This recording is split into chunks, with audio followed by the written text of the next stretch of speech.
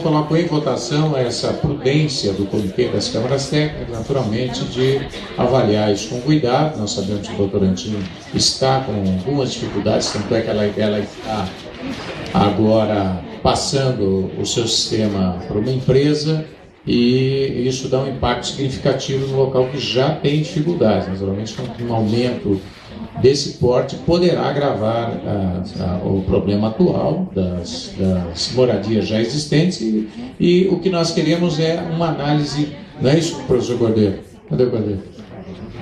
Tá aqui. Mais aprofundada, não é isso? Nós queremos mais informações para que a gente possa ter a segurança de que isso não vai comprometer e colocar em risco o sistema atual, enfim, e o abastecimento e o esgoto já em tratamento lá de Votorantim. Muito bem. Então, coloco em votação. Aqueles que forem favoráveis permaneçam como estão, aqueles que forem contrários devem se manifestar. Aprovado, então, por unanimidade, eu agradeço. E agora eu passo para que a Ileusa apresente aí a proposta de reforma do Estatuto do Comitê.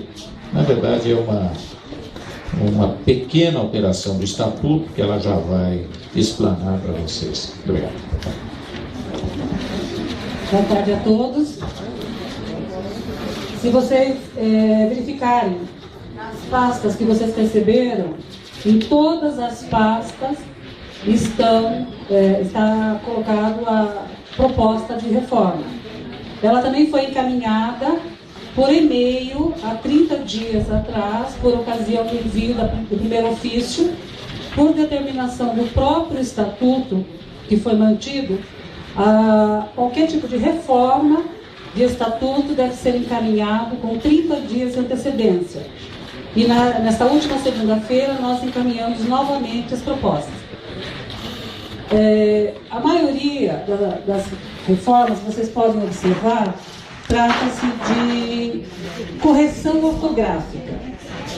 A primeira delas é com relação ao próprio nome do comitê, que é uma proposta do Renato, que foi Comitê das Bacias Hidrográficas do Rio Sorocaba, porque é um rio, é uma subbacia, e do Médio Tietê, porque o Médio Tietê é um trecho do rio. Essa foi a explicação oferecida na reunião da Câmara Técnica de Planejamento, onde ocorreram as discussões. Por isso que o artigo 1º, ele já traz, da bacia hidrográfica, mas deve ser corrigido para bacias hidrográficas. O CBH-SMT contará com uma secretaria executiva coordenada por um secretário executivo eleito por seus pares e aprovado pelo plenário, com mandato de 2 anos, cabendo reeleição. Parágrafo 1º. Inclusão.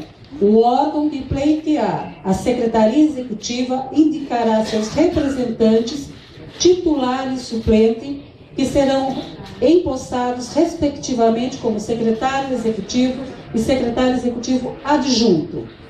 Parágrafo 2º. Caberá ao secretário executivo auxiliado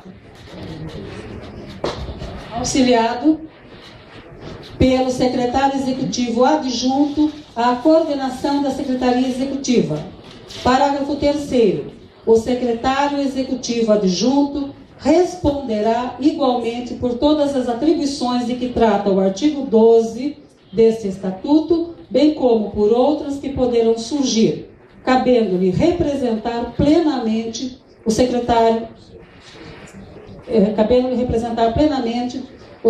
executivo em todos os órgãos, entidades, fóruns e instâncias federais e estaduais, dentro e fora do Estado, bem como substituí-lo em suas férias, ausências e impedimentos. Artigo 30. Hã? Sim. XX. É uma inclusão.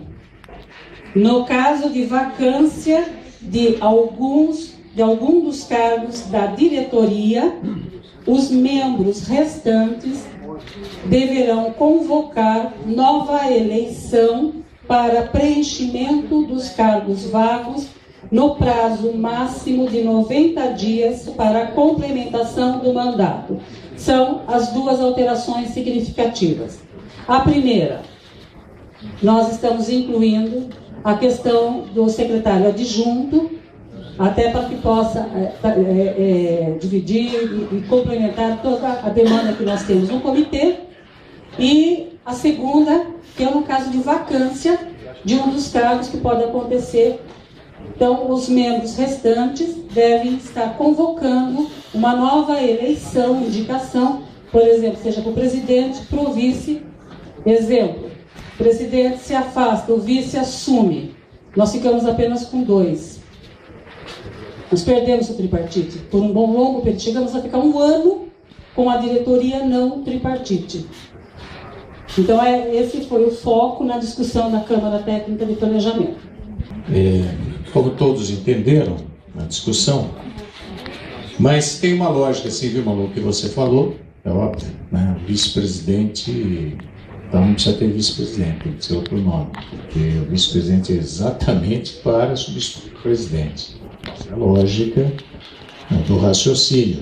Então, você poderia até substituir um outro vice-presidente, que fica sem nenhum vice-presidente, e talvez um outro secretário, mas não o presidente ser substituído em 90 dias, porque senão realmente o vice-presidente não tem razão de ser.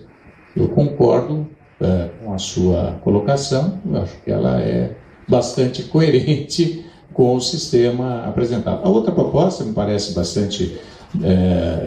nós estamos sugerindo a criação do secretário adjunto, como tem nos outros comitês do Estado de São Paulo, que vai ter o mesmo salário do secretário executivo, né, que é 0, né, para auxiliar, obviamente, porque nós temos muitas atividades e sempre é bom a gente contar com um grupo, enfim, que possa nos representar. Não é fácil também hoje para o secretário executivo estar acumulando todas essas atividades. Eu acho que isso, sem sombra de dúvida, nos auxilia. Então, eu gostaria, acho que a gente poder fazer essa discussão em 2 momentos. Uma, da criação da Secretaria Executiva, acho que é da vice-secretária adjunta. Secretária adjunta, vice-secretária, secretária adjunta, desculpa, secretária adjunta. E a outra questão seria essa substituição por 90 dias, que não nos parece correta que ela seja para o presidente, ela pode ser até para o vice e para o secretário, não é isso? Acho que é correto. Realmente a gente vai estar diminuindo ou então tirando a razão de ser do vice-presidente, que seria substituir o presidente. Até porque quando eu não vou no lugar, quem me representa é o vice-presidente. Então não é justo que no impedimento do presidente a gente tenha que eleger em 90 dias um novo presidente. Eu acho que é vice-presidente. Talvez a gente possa criar essa questão do vice-presidente, aí sim ele poder ser substituído em 90 dias e também, como foi dito aqui, o nosso secretário.